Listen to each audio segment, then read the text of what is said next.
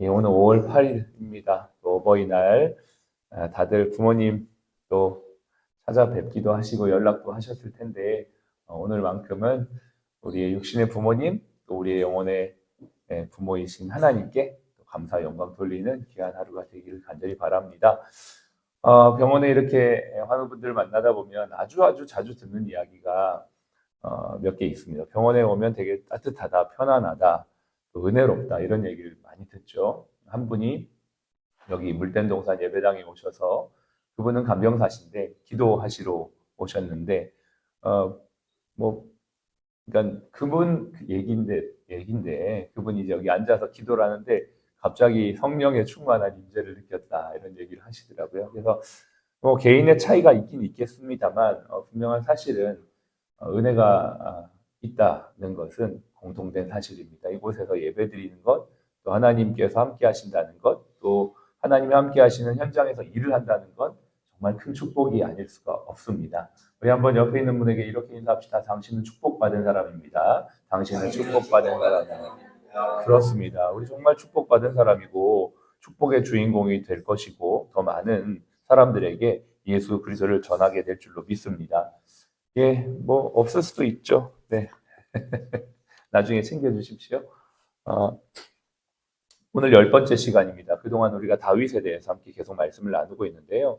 오늘은 하나님의 의로 인해 자유를 누린 사람 다윗이란 제목으로 말씀을 나눕니다. 파이어족이라는 단어가 있죠. 그 앞글자를 땄습니다. Financial Independence, 재정적인 독립, 그리고 Retire Early, 이른 은퇴.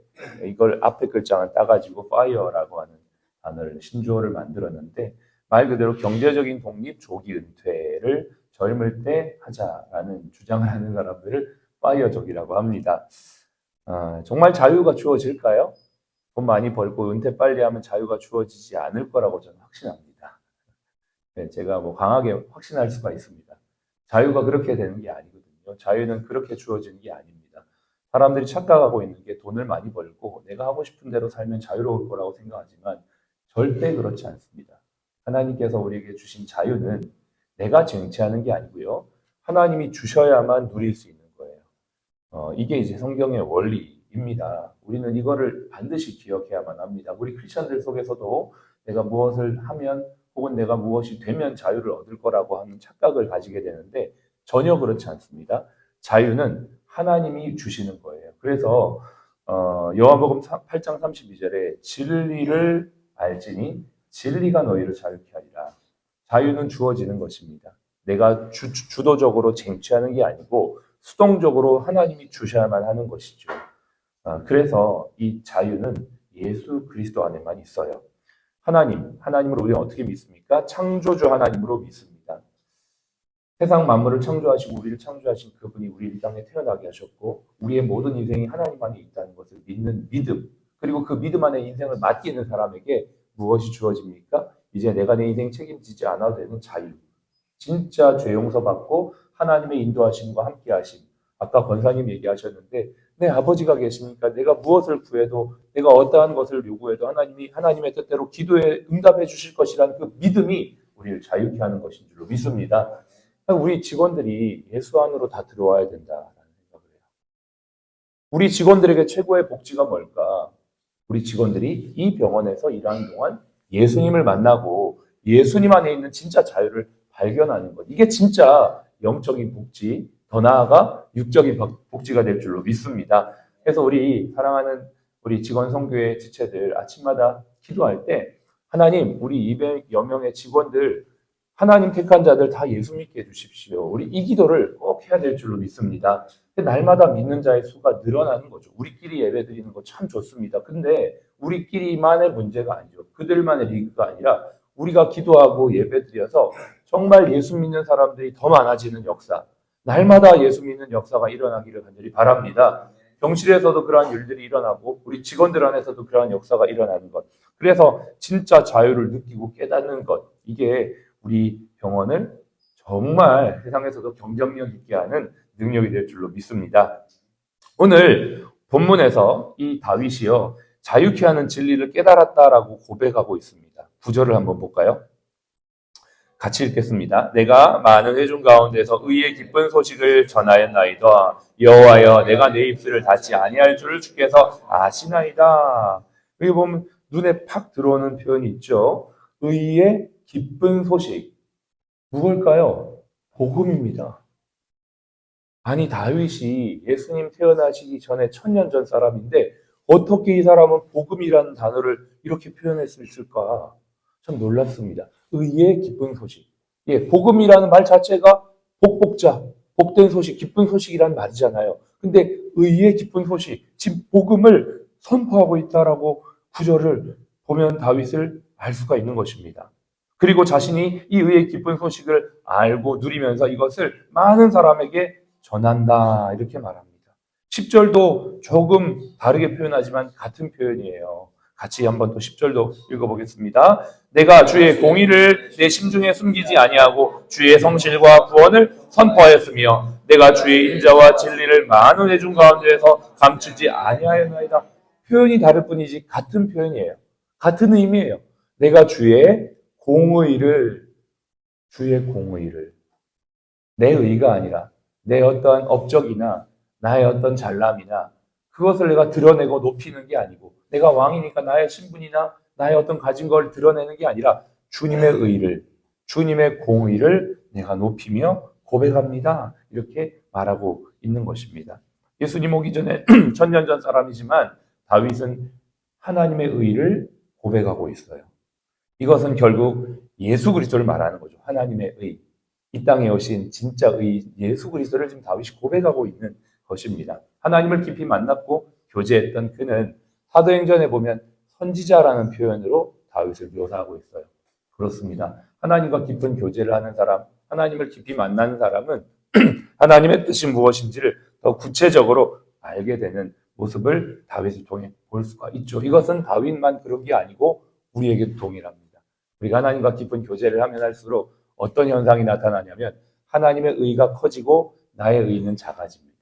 하나님의 은혜는 커지고 나의 노력이나 공로는 작아집니다. 그래서 항상 하나님의 은혜와 긍휼을 의지해야 될 존재라는 걸 알게 돼요. 11절이 그러한 고백입니다. 같이 읽겠습니다. 여호와여, 주의 긍휼을 내게서 거두지 마시고 주의 인자와 진리로 나를 항상 보호하소서. 여기에서 또 참 놀라운 표현이 있죠? 항상 보호하소서. 은혜와 긍휼을 입어야 할 존재입니다. 나는 나의 힘이나 나의 잘남이나 나의 물질로 살아갈 수 없는 자인 것을 인정합니다.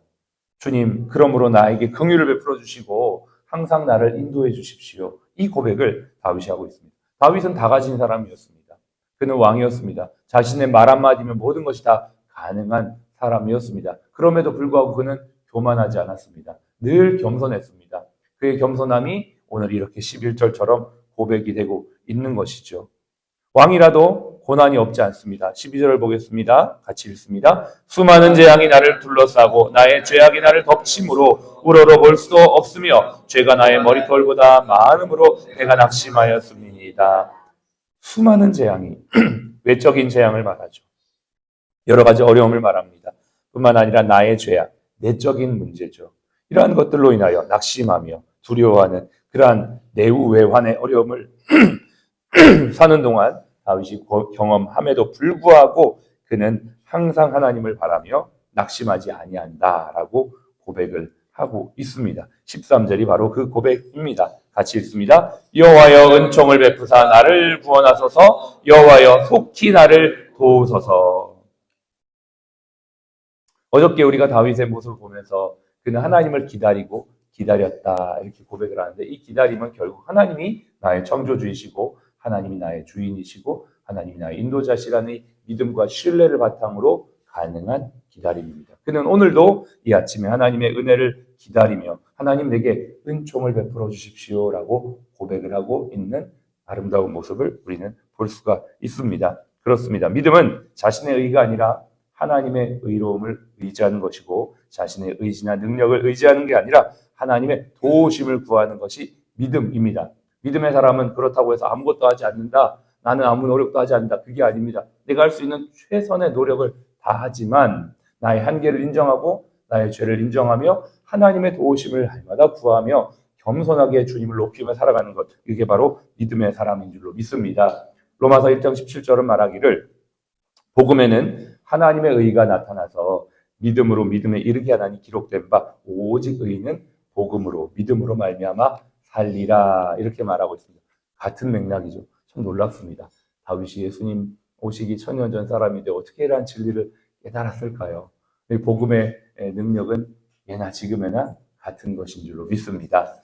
복음으로 하나님의 의를 의지했던 다윗은 삶의 모습이 달랐습니다. 첫 번째, 사람들의 시선이나 평가에서 자유로웠습니다. 자유가 어디에서부터 옵니까? 하나님의 의로부터 옵니다. 내가 뭐 많이 가진다고 그게 자유를 주는 것은 아니죠. 진짜 자유는 하나님의 의를 의지할 때 사람들의 시선이나 평가에서부터 자유할 수 있는 것입니다. 다윗은 많은 회중 가운데 오늘 9절 10절에 보면 하나님을 높였다, 이렇게 얘기합니다. 그 대표적인 모습이 하나님의 언약궤가 들어올 때 사람의 시선, 특히 미갈의 시선을 의지하지 않고 전혀 의지하지 않았죠. 의식하지 않았죠. 하나님의 언약궤가 들어올 때 기쁨으로 춤을 추며 예배했던 그의 모습. 그 모습을 바라보면 미갈은 왕의 권위나 체면을 생각하지 않는다고 그렇게 비난을 했지만 다윗은 그러한 사람의 시선이나 체면 앞에서도 자유했던 것을 볼 수가 있습니다. 뿐만 아니라 사람들과의 관계에 있어서도 자유했습니다. 그러한 관계, 여러 가지 모습 속에서 나타나지만 특별히 오늘은 시므이와의 관계를 좀 설명해 드리고 싶습니다. 시므이가 어떠한 사람이었습니까? 베냐민 지파, 즉 사울 집안의 사람이었습니다. 다윗이 왕이 되고는 다윗을 별로 좋아하지 않고 반대했던 사람이었죠. 그의 모습은 드러나게 됩니다. 언제 드러납니까? 압살롬에 의해서 다윗이 쫓겨 도망갈 때 그 다윗의 잃어버린 왕권의 모습을 기뻐하는 시므이의 모습이 성경에 잘 나타나고 있는 것이죠. 막 모래를 뿌리면서 비로한 자여, 비로한 자여 이렇게 막 이야기를 할 때에 다윗이 어떻게 반응합니까? 냅둬라. 저 사람을 그냥 냅둬라. 하나님께서 그렇게 하라고 하신 것이다 라고 인정을 했습니다. 나중에 어떻게 됩니까? 압살롬의 반역이 다 정리가 되고 다윗이 다시 다윗성으로 들어올 때 제일 먼저 다윗 앞에 무릎 꿇었던 사람이 바로 이 시므이입니다. 근데 혼자 오지 않죠. 시므이가 베냐민 반역자들 1000명 데리고 들어옵니다. 하나님께서 그 모든 관계를 풀어가시는 것들을 다윗은 경험했던 것이죠.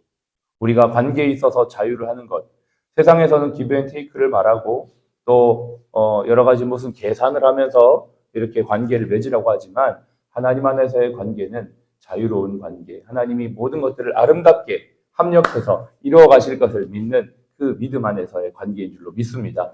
요즘 정치인들이 여러 가지 셈법을 따지면서 계산을 하는 것들을 보면서 참 안타깝다는 생각이 듭니다. 그냥 통 크게 하나님 안에서, 믿음 안에서 주님 기뻐하시는 것, 또 정말 국민을 위한, 나라를 위한 일들이 무엇인가를 생각하면서 정말 그러한 정치를 펼쳐나갈 수 있는 수준 높은 정치인들이 되었으면 좋겠는데 그들이 좀 다윗의 이런 내용들을 보면 정치적으로 참 도움을 받지 않을까 싶은 생각도 들었습니다.